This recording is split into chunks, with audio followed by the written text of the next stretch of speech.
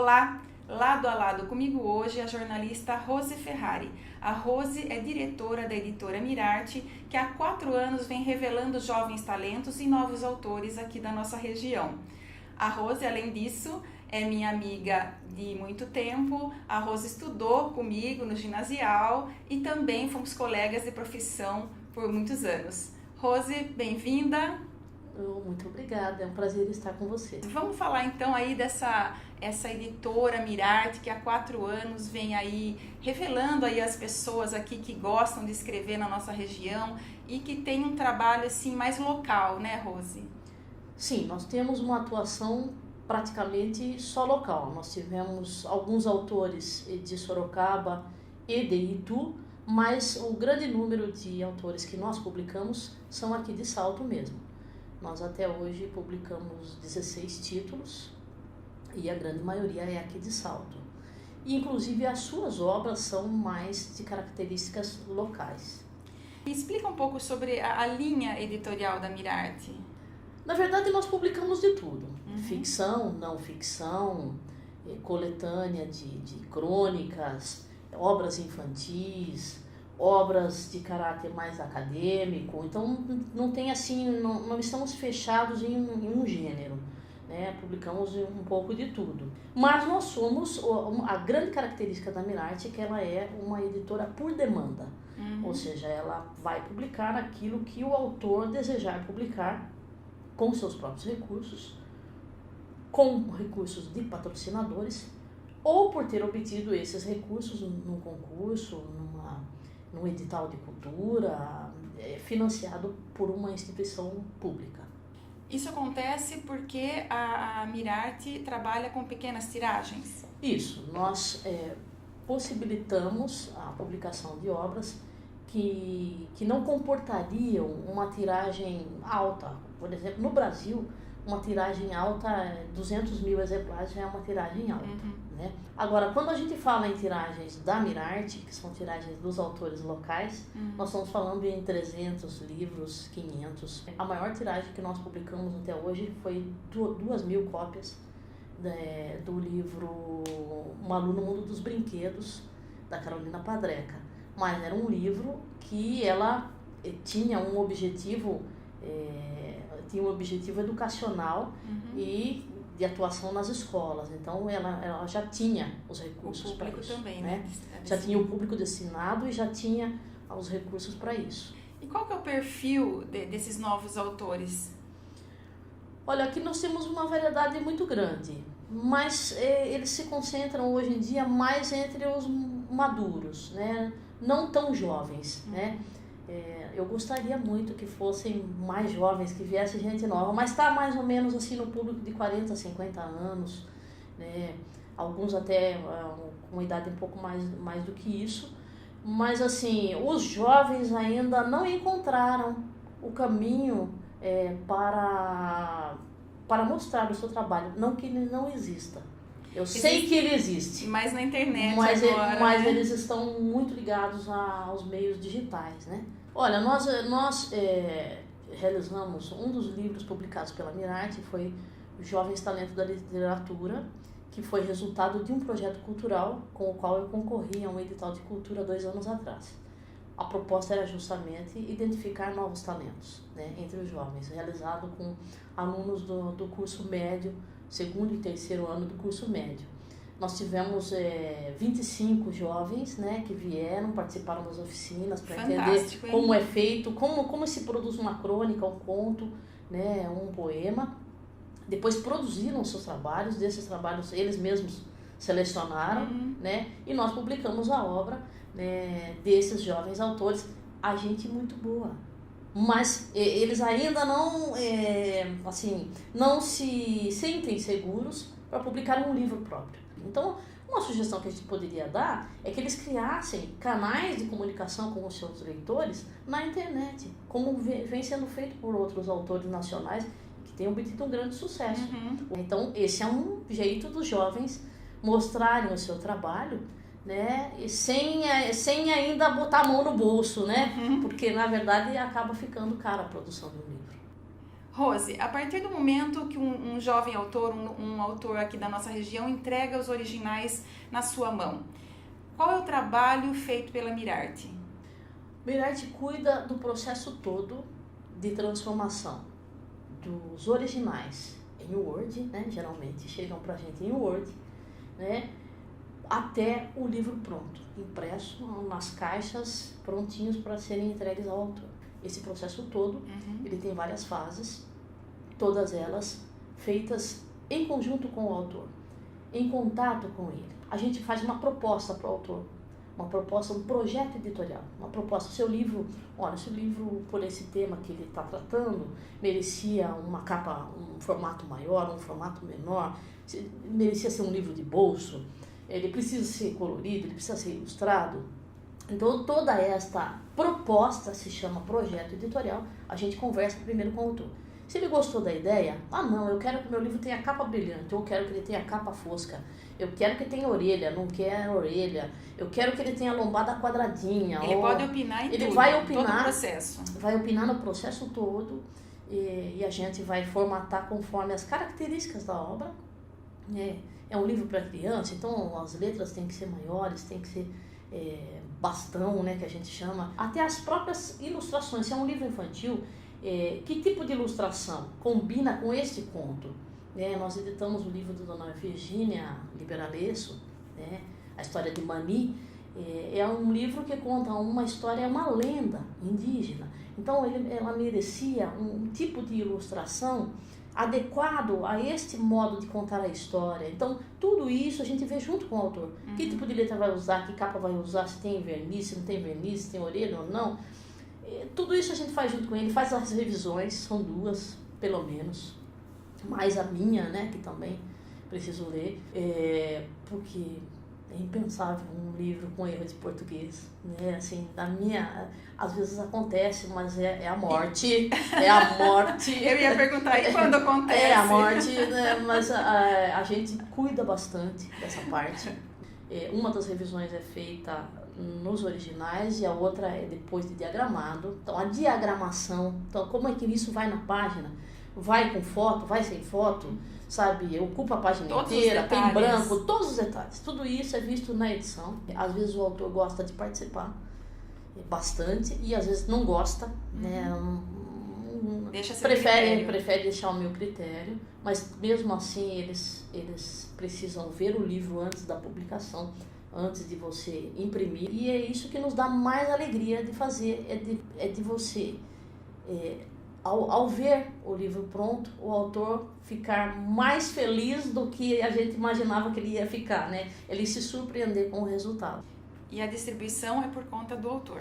Sim, geralmente a distribuição é por conta do autor. Teve um único livro que nós cuidamos da distribuição, que foi o África, Nossa História, Nossa Gente, do Ademir Barros dos Santos.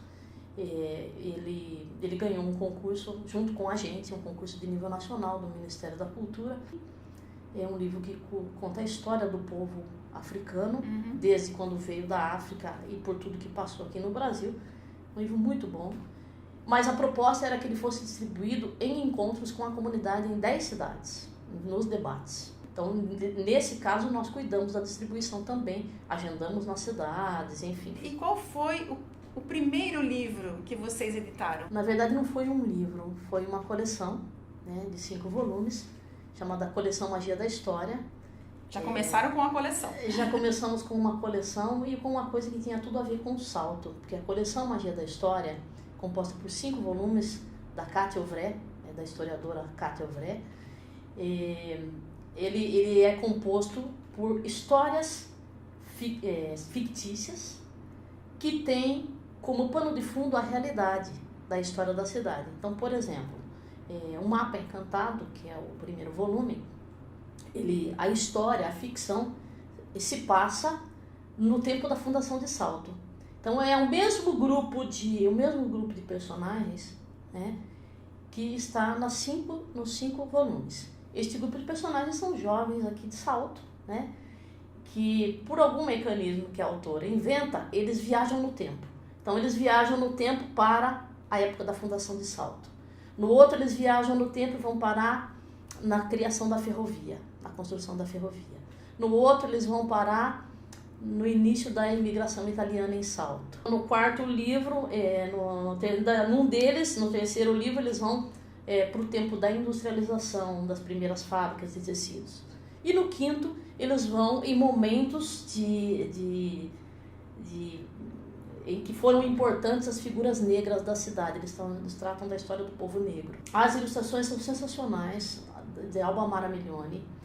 Ela criou uma maneira de ilustrar este livro com os personagens ficcionais aplicados sobre fotos reais, ou atuais ou históricas. Então, essa coleção é o meu xodó. É o meu xodó. Primeiro porque foi a primeira, porque foi feito com muito capricho estético, muito capricho, o cuidado com a história, né? Porque a autora, ela no momento em que ela fala das informações reais, ela também tem todo esse cuidado, porque isso é uma obra ficcional, mas ela está baseada na realidade.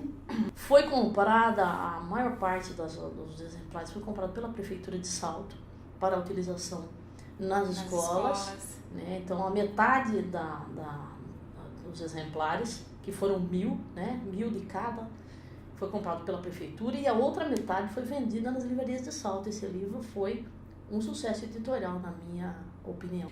E o livro do seu Ettore? Porque o Ettore é o xodó da cidade também, né? Para nós também. No mesmo ano, inclusive, da criação da editora, que foi em 2012, último ano de vida do Ettore entre nós, ele tinha esta obra, autobiografia, chama-se Ettore, autobiografia mesclada à história.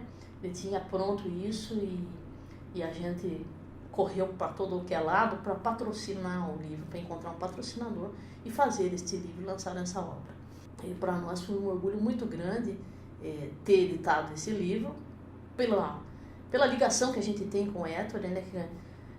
Pela pessoa que ele foi para essa cidade, né? E uma alegria editar esse livro junto com ele participando.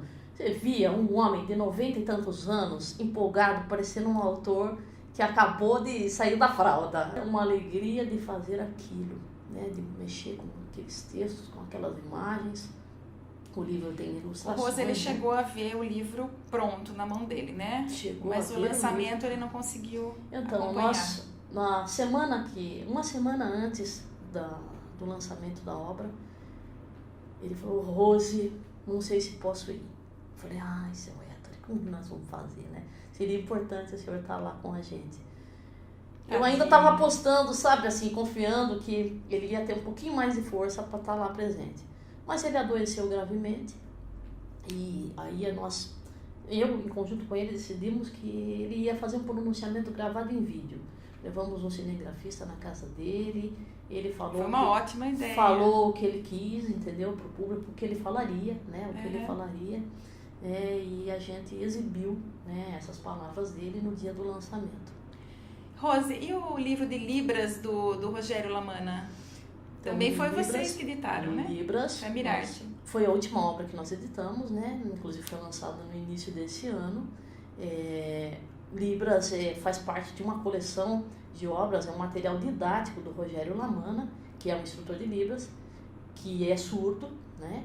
Então ele passou para o livro toda a sua experiência, mas o Rogério não é um surdo qualquer, né? O Rogério é um surdo excepcional, ele é espetacular, ele faz leitura labial, ele fala, ele dá palestra, ele dá aula. Então, editar também um livro de Rogério Lamanna é um privilégio para nós. A nossa primeira experiência com Libras é um livro todo que tem a interação das fotografias. O Rogério é o modelo, ele mesmo faz os sinais, né? Então tá pronto, já lançado em janeiro desse ano, e também é uma obra que nos dá muito orgulho. Rose, quais os próximos projetos da Mirarte aí? Então a Mirarte agora tem um novo desafio, né, que é a edição da coletânea deste ano da Academia Saltense de Letras.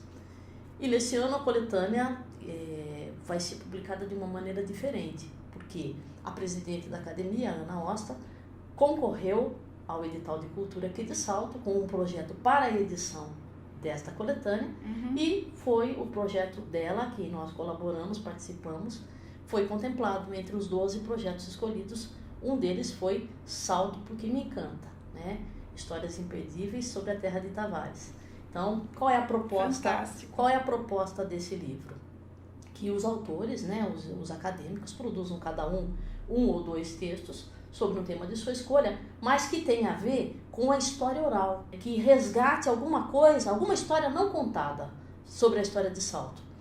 Eu, por exemplo, posso antecipar o meu tema, né, que eu vou ser uma Por favor, eu vou ser uma a das gente está autores. curioso Então, aqui. na verdade, um dos temas, o que será o meu, vai se chamar Infância Verde e Amarela, que eu vou tratar de ser criança na década de 70, nos anos de chumbo, aqui na cidade de Salto. Então, eu vou contar um pouco daquilo que eu mesma vivi e que você também viveu, né?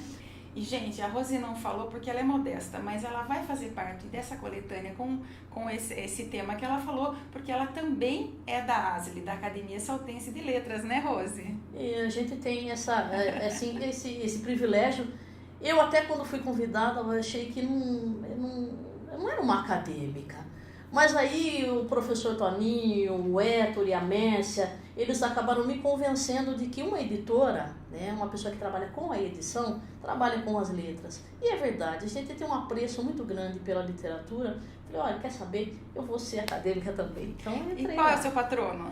Meu patrono é Mário Quintana, o poeta Mário Quintana, que eu escolhi porque admiro muito a sua poesia. Então, e com o lançamento da coletânea da ASLE, nós vamos comemorar os 4 anos da editora Mirarte. Porque além de autora, né, entre os acadêmicos, eu sou também a editora desta coletânea, que vai ser de novo uma festa muito grande. Rose, a editora, pelo que a gente pode ver e soube de você aqui, vai bem, obrigada. E o jornalismo? Nós continuamos no jornalismo, né? Porque essa é a nossa formação. Você né? continua na revista Campus Cidade? Continuo há 17 anos na revista Campus Cidade. Estou na revista desde a sua criação. Né? Na verdade, a gente foi crescendo junto com a revista.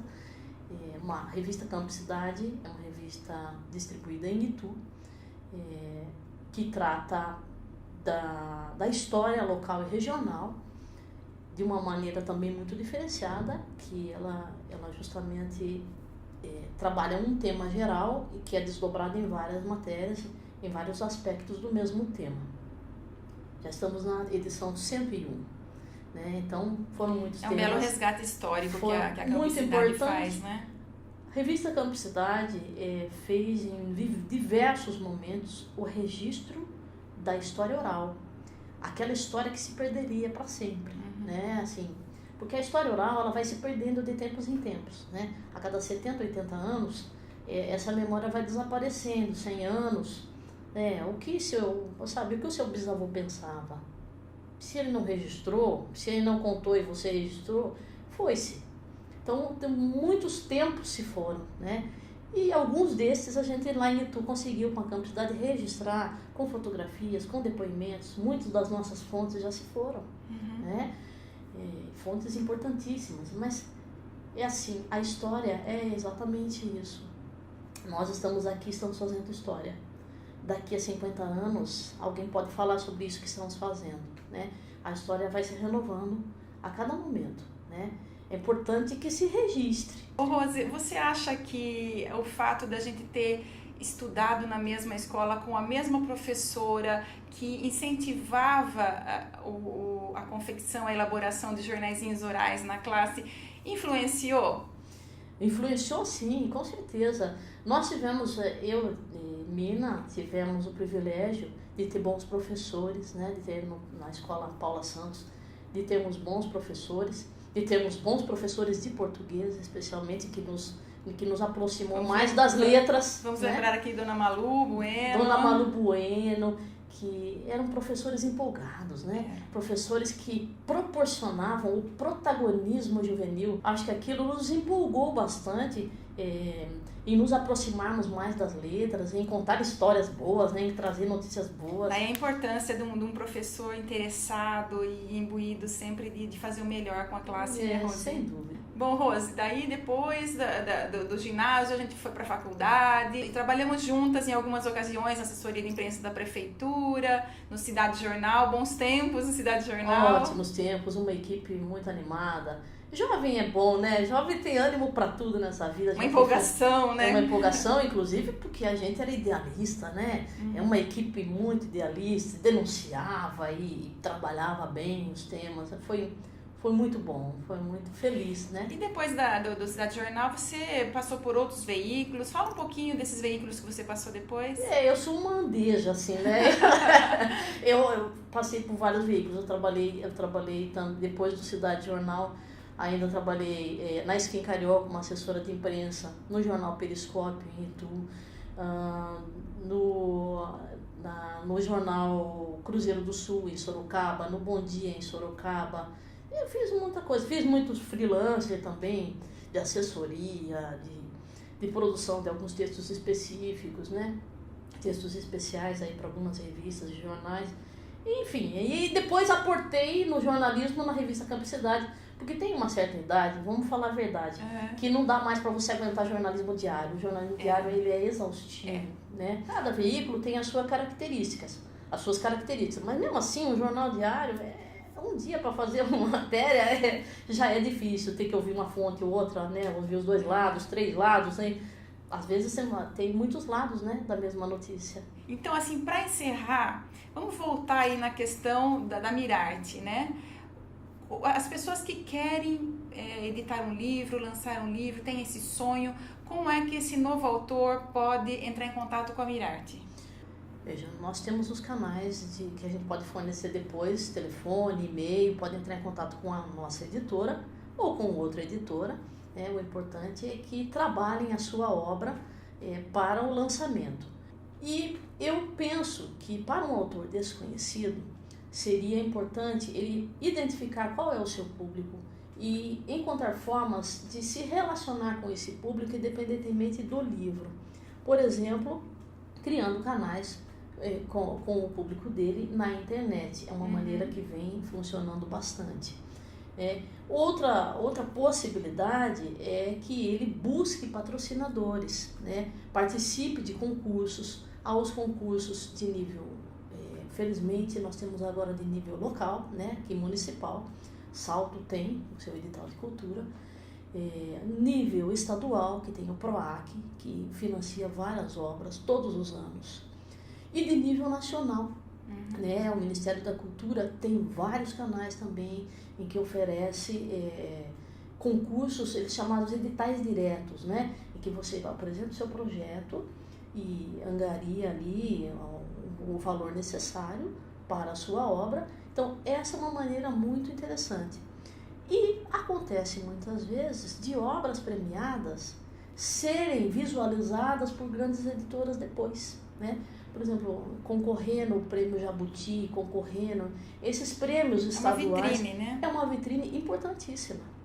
Porque, na verdade, o livro é um produto. A gente queira ou não, para as editoras, o livro é um produto a ser vendido. Então, as grandes editoras buscam a certeza de venda, né? E as pequenas editoras possibilitam que você mostre primeiro o seu produto e depois possa vir a ser interessante para uma grande editora, né? Então, tem que começar de alguma maneira, pela internet, pelos concursos, buscando patrocínio, tem que mostrar o seu trabalho. Passa então o e-mail, o contato da Mirarte? Então, Mirarte pode entrar em contato conosco pelo e-mail ferrari.a300@gmail.com, por telefone DDD 11 2840 2044, né? E solicitar um orçamento, solicitar um projeto editorial para a sua obra. Beleza. Rose, muito obrigada pela sua presença aqui no Lado a Lado. Foi um ótimo papo, muita conversa colocada em dia. Muito obrigada mesmo e sucesso. Continue fazendo sucesso com a Mirarte. Eu é que agradeço essa oportunidade, né, Mina, de nós tratarmos sobre literatura, sobre livro, que é um assunto que sempre me empolga. Fiquei fiquei muito feliz com essa entrevista. Feliz fiquei eu, Rose. Muito obrigada. E obrigada a você que acompanha aqui o Lado a Lado. Se você gosta, curta, comente, dê um like, recomende aos amigos. E a gente se vê no próximo. Até lá, daqui a uma semana. Beijo.